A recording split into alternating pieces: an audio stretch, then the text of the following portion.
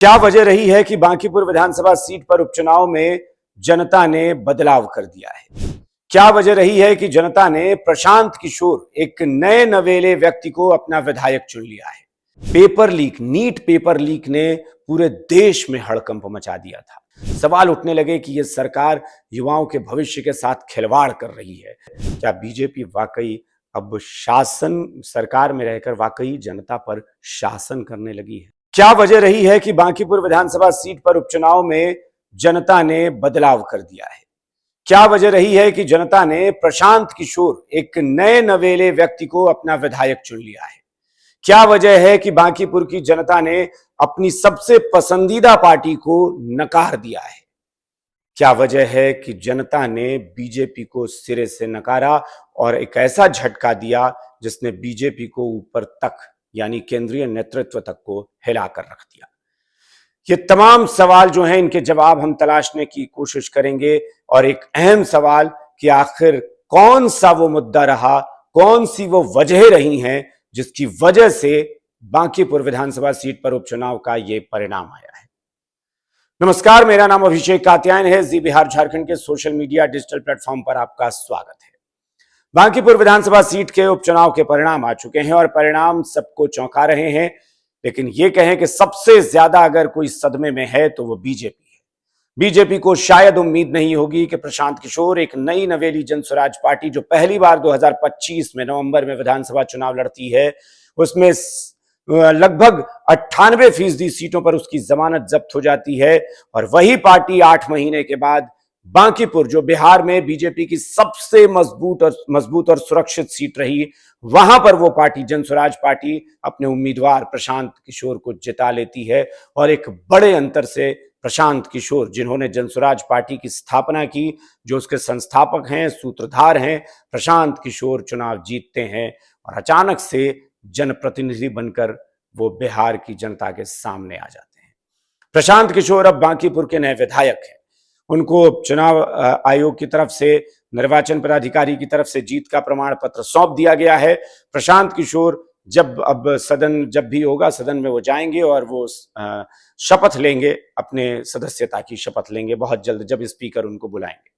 तो प्रशांत किशोर अब विधायक के तौर पर निर्वाचित हो गए हैं। सिर्फ उनकी शपथ का जो प्रक्रिया है वही बाकी रह गई है। अब सवाल यह है कि आखिर बीजेपी क्यों हार गई, आखिर प्रशांत किशोर कैसे जीत गए, आरजेडी तीसरे नंबर पर कैसे चली गई, आरजेडी उम्मीदवार की जमानत कैसे जब्त हो गई? तो आरजेडी की जमानत जब्त हो गई है, इस बारे में हमने पहले भी कुछ वीडियोस बनाए हैं, इसलिए इसको अभी छोड़ देते हैं। अब सीधे आते हैं कि बीजेपी ये चुनाव क्यों हार गई, क्या वजह रही है, मुख्य मुद्दे क्या रहे होंगे जिसकी वजह से बीजेपी को झटका लगा। दिन में जब यह चुनाव परिणाम आ रहा था तब भी हमने वीडियो बनाया था और कहा था कि अगले वीडियो में आएंगे तो हम वो सारे मुद्दे आपको बताएंगे कि वजह क्या रही है। प्रमुख वजह आपको बता देते हैं। जो एक अनुमान लगाया जा रहा है, जो आकलन हम लोग कर रहे हैं, जो विश्लेषण कर रहे हैं, उससे पता चल रहा है कि कुछ वजहें बड़ी थी। एक, बीजेपी का तौर तरीका और बीजेपी के रवैये को लेकर अब जनता को लगने लगा था कि बीजेपी शायद घमंड में आ गई है।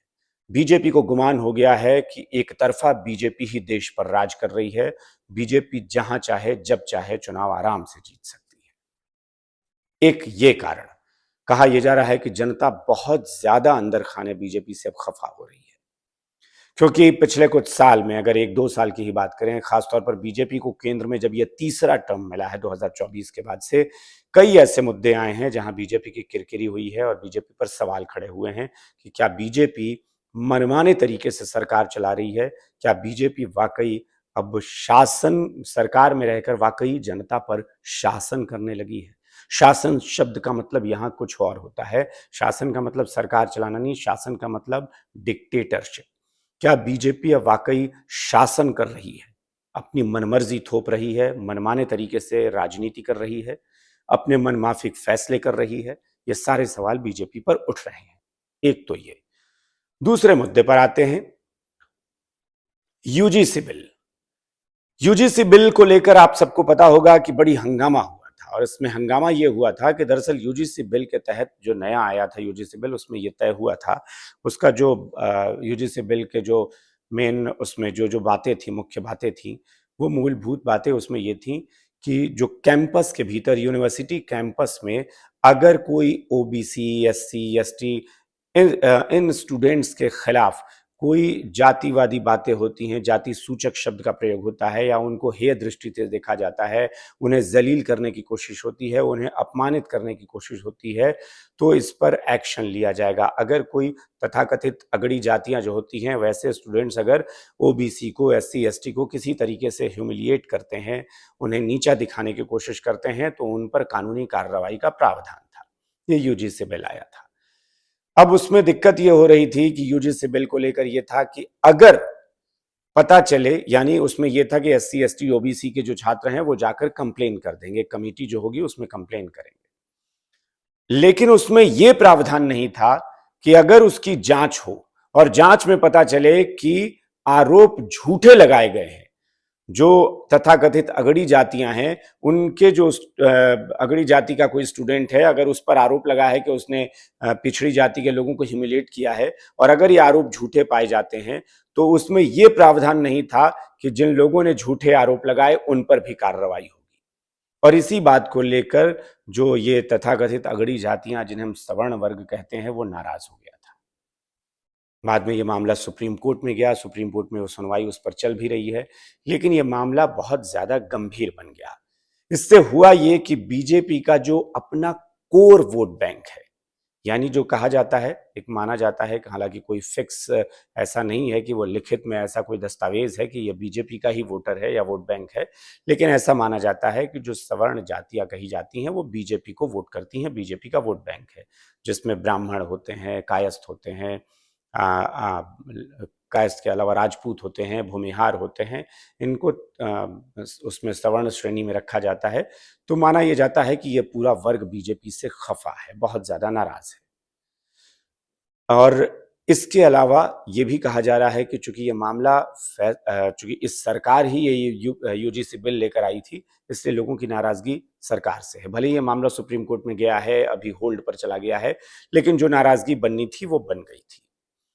दूसरी बात, ये एक तो यूजीसी बिल का मामला हो गया। दूसरी बात, कहा जा रहा है कि बिहार में law and order situation, Bihar में सबको पता है कि सम्राट चौधरी को, जब नीतीश कुमार मुख्यमंत्री थे, सम्राट चौधरी को गृह मंत्री बनाया गया था, और गृह मंत्री बनने के बाद सम्राट चौधरी के जो पहली बड़ी घटना जो सुर्खियों में आई थी, वो थी पटना में नीट एस्पिरेंट, नीट की तैयारी कर रही एक छात्रा की मौत का मामला, जिसका एक हॉस्टल में उसकी मौत हो जाती है। कहा यह गया कि उसने नींद की गोली खा ली थी, इस वजह से उसकी मौत हुई। बाद में उसका पोस्टमार्टम होता है, पता चलता है कि उससे चोट के बड़े निशान मिले उसके शरीर पर, उसे पीटा गया था, उसके साथ जोर जबरदस्ती हुई थी, उसके प्राइवेट पार्ट में, उसके कपड़ों में मेल स्पर्म की पुष्टि हुई थी। तो उससे पता चला था कि उसके साथ शायद दुष्कर्म भी हुआ था। वो मामला सम्राट चौधरी के लिए एक बड़ा मामला था। अगर सम्राट चौधरी गृहमंत्री रहते, उसकी जांच सही से करवा लेते। उसमें दरअसल हुआ क्या कि गृहमंत्री के अंडर में ही पुलिस होती है, और वहां पुलिस की लापरवाही, पुलिस की नाकामी या पुलिस का इग्नोरेंस साफ तौर पर दिखा था। पुलिस की कार्यप्रणाली सवालों के घेरे में आ गई थी, और आखिर में यह हुआ कि बिहार सरकार ने सीबीआई जांच की सिफारिश कर दी, लेकिन मामला ठंडे बस्ते में चला गया। आज तक उसका कोई परिणाम नहीं निकला। आज तक पता नहीं चला कि उस छात्रा की मौत कैसे हुई थी और उसके साथ दुष्कर्म किसने किया था। ये एक बहुत बड़ी घटना थी और इसको लेकर बड़ा बवाल हुआ, लेकिन कुछ नहीं हो पाया, जिससे सरकार की किरकिरी हुई। और वही सम्राट चौधरी, जिनके गृहमंत्री बनने के बाद ये बड़ी घटना हुई थी, उसके कुछ ही दिन बाद वो मुख्यमंत्री बना दिए जाते हैं। तो कहा यह जा रहा है कि इस बात को लेकर भी जनता बहुत ज्यादा खफा थी। तो सम्राट चौधरी के सीएम बनने का भी मामला था, या सम्राट चौधरी को लेकर एक क्राइम का मामला था, जिसको लेकर एक नाराजगी देखी गई। अब आते हैं तीसरे मुद्दे पर। तीसरा मुद्दा कहा जा रहा है छात्र आंदोलन। हाल फिलहाल में छात्र आंदोलन हुए हैं, बड़े छात्र आंदोलन के तौर पर इसे देखा गया। एक ऐसा छात्र आंदोलन जिसने सरकार को हिलाकर रख दिया, जो पिछले 12 साल में केंद्र सरकार में कभी नहीं हुआ था, वो अब जाकर हुआ। छात्रों के इस आंदोलन की वजह से, पेपर लीक की घटना को लेकर जो नाराजगी थी, उस छात्र आंदोलन की वजह से केंद्रीय शिक्षा मंत्री धर्मेंद्र प्रधान को इस्तीफा देना पड़ा, सरकार को झुकना पड़ा, सरकार को मंत्री का इस्तीफा भी लेना पड़ा, साथ ही जो भी आंदोलनकारी थे उनको जेल से रिहा करना पड़ा। इसके लिए उन्होंने सीजेपी के प्रतिनिधियों से मीटिंग करनी पड़ी, बैठकर बातचीत करके एक समझौता करना पड़ा, और इससे सरकार की पूरे देश में किरकिरी हो गई। लेकिन इस आंदोलन के दौरान जो पुलिस ने कार्रवाई की, कहा यह जा रहा है कि ये भी सरकार के खिलाफ गया, बीजेपी के खिलाफ गया और लोगों में बड़ी नाराजगी थी। एक और मामला बताते हैं, चौथा मामला, वो भी इसी आंदोलन से जुड़ा हुआ था और वो था पेपर लीक की घटना। Paper leak, NEET paper leak ने पूरे देश में हड़कंप मचा दिया था। हालांकि और भी पेपर लीक हुए थे, लेकिन नीट पेपर लीक ने सरकार की बिल्कुल थू थू करा दी, किरकिरी करा दी। सवाल उठने लगे कि यह सरकार युवाओं के भविष्य के साथ खिलवाड़ कर रही है। यह सरकार के रहते युवाओं का भविष्य संवर नहीं सकता। रोजगार पहले ही नहीं मिल रहा था लोगों को, और उसके बाद अब जो प्रतियोगी परीक्षाएं हैं उनका पेपर लीक होता है, परीक्षा में धांधली होती है, तमाम सॉल्वर गैंग्स सक्रिय हैं, तमाम पेपर लीक करने वाले गिरोह सक्रिय हैं। तो लोगों में, युवाओं में नाराजगी बहुत ज्यादा थी और वही नाराजगी की परिणति इस आंदोलन में प्रतीत हुई थी, दिखी थी, और उसके बाद जेनजी जो है वो सड़कों पर आ गई थी।